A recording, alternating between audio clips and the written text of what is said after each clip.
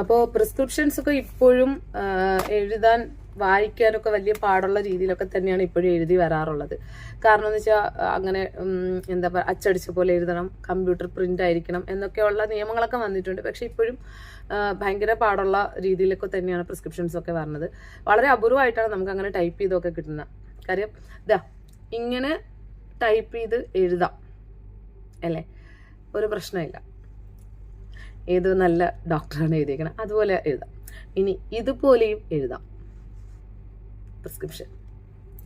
ഇതെന്താന്ന് നിങ്ങൾക്ക് എന്തെങ്കിലും ഐഡിയ കിട്ടിയിട്ടുണ്ടോ? ഇങ്ങനെയും എഴുതാം. ഓക്കെ, എക്സ്പീരിയൻസ്ഡ് ആയിട്ടുള്ള ഫാർമസിസ്റ്റുകൾ എങ്ങനെ എഴുതിയാലും വായിക്കും, എങ്ങനെ എഴുതിയാലും നമ്മളത് വായിച്ചറിയും, എടുക്കും എങ്ങനെയാലും. അപ്പോൾ ഇന്ന് ഒരു പേഷ്യൻ്റ് ഇതുപോലെ വന്നു. തൃശ്ശൂരുള്ള ഏതൊരു ഗവൺമെൻറ് ഹോസ്പിറ്റലിൽ എഴുതിയതാണ്.